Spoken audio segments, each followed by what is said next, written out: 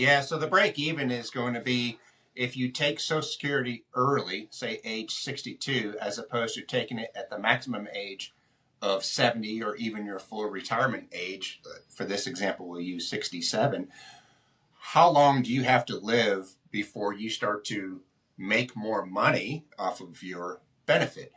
Typically, that age is going to be around 79 to 81, depending on when you take your benefit. But keep in mind, if you take your Social Security benefits early before your full retirement age, they're going to be reduced. So if you take it at age 62, which is the earliest you can take it, your benefit is going to be reduced approximately 30%. So the question Jason had is, what is the break-even point? Well, the break-even point is going to be how long do you have to live past the age of 70 or past the age of your full retirement age to break even on the amount. And this isn't something that you need to figure out on your own. You want to hire somebody like us, work with your financial team. We've got software in place that will be able to tell you your break even in a very short amount of time. You get us your Social Security statements, we'll plug the data in, you'll be able to see the break even, and it's going to help you make an informed decision. So a break even for somebody, it might be age 79 like we talked about. And so if you live to age 93, you may be giving up $900,000, $1 million worth of benefits by taking Social Security early. But a question we like to ask people is this: when is your quality of life? Is it between now and age 80, or is it after age 80? And the truth is, if you knew exactly when you're going to pass away, we could for sure tell you what the benefit would be of delaying or what the benefit would be of taking early mathematically. But since none of us know that, this is not just a math equation. So if you go online, you can find Social Security break-even calculators, okay? That will tell you what the break-even point is. But this is not just a math equation. There are other factors involved.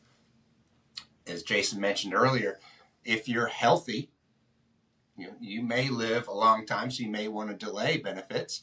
Whereas if you're not as healthy, you may want to start taking that income before your full retirement age. So it's not just a math equation. The other thing to keep in mind too, like Jason mentioned, is, well, are you going to use more money for your lifestyle in your 60s as opposed to maybe your 70s and 80s? And if so, this is just from our experience working with our clients. If so, many of our clients want to take the income, want to take the benefits of Social Security in their mid to early 60s and start to use that money, trips, whatever it may be, that they can use as opposed to waiting to use that money later on in life. Sure. And so absolutely, for some people, do they take it at age 70? Yes, maybe it makes sense for them.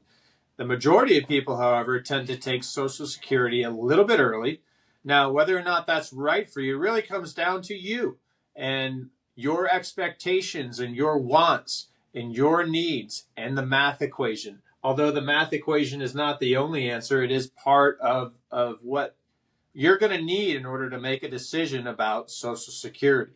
And a couple of things to keep in mind if you do decide to take the benefits early. Number one is, if you are receiving earned income from employment, there is a maximum amount that you can make per year before you get penalized if you decide to take your Social Security benefits. So in other words, if you have a salary of $50,000 and you start taking Social Security benefits at age 62 and you still receive earned income, you are going to be penalized. And so you want to keep that in mind, and the limits are going to be different each year, which we'll post along with this video. The other thing to keep in mind too is, as far as taking it early, survivor benefits are going to be based off of, and we'll touch on this a little bit more in a minute, survivor benefits are going to be based off of what your spouse is receiving. So you are entitled to 100% if your spouse predeceases you to their benefit. Well, obviously, if they take their benefit early, then there'll be less money for you to receive as a survivor benefit. What are some of the positives? What are some of the benefits of delaying Social Security benefits? What are some of the reasons why people may wait a little bit longer? Sure. I mean, obviously, seeing a Social Security amount of $3,700 a month versus $2,100 a month, or whatever the difference might be, is something that's very attractive. And that actually speaks, that kind of hits home for me, especially my mother-in-law is in a situation where she's very close to going into a facility, and that $3,500 a month for her is going to make a huge impact on a place that she can stay. Had they taken Social Security early, she maybe wouldn't be able to have the options that she has. Now, we're not going to go into details of her finances, but these are all the things that if you meet with a good financial advisor, we're going to be helping you talk through. We're not going to tell you what to do. We're going to ask about your situation. We're going to open things up.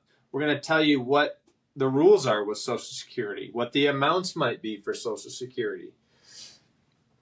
Full retirement, age 70, age 62, there is not a right answer. However, more often than not, if our clients are not working and they have enough saved for retirement, and the pluses coming in, the income coming in, minus the expenses going out, have a fair amount of green at the end of it, we're not really sure why it would make sense to delay. Yeah, I would say the decision a lot of times comes down to whether or not you're still working. Obviously, for a lot of our clients, they may just be working part-time, but that comes into it. Because that also comes into some of the tax planning as well that's involved with Social Security. And those rules are ever changing. But for most people that are filing, at least the ones that are filing jointly, if you make over $44,000 a year, 85% of your Social Security will be taxed. So it's not 100%, but it's still up there a bit. Whereas if you make less than $44,000, the whole amount does not get taxed. Typically, you'll pay 50%, or your tax rate will be 50% of your Social Security benefit. Investment advisory services offered through Tactical Investment Advisors, LLC, a registered investment advisor. Insurance products and services are not offered through Tactical Investment Advisors, but are offered and sold through individually licensed and appointed agents with Harmony Insurance Group. The content of this channel is provided for informational purposes only and is not a solicitation or recommendation of any investment strategy. Investments and/or investment strategies involve risk, including the possible loss of principal. There's no assurance that any investment strategy will achieve its objectives. Indexed or fixed annuities are not designed for short-term investments and may be subject to caps, restrictions, fees, and surrender charges as described in the annuity contract. All annuities and fixed income securities are guaranteed based on the financial abilities of each company and are not guaranteed by Tactical Investment Advisors or Harmony Insurance Group. Information provided is not intended as tax or legal advice, should not be relied on as such. You're encouraged to seek tax or legal advice from an independent professional. Tactical Investment Advisors is not affiliated with or endorsed by the Social Security Administration or any other government agency.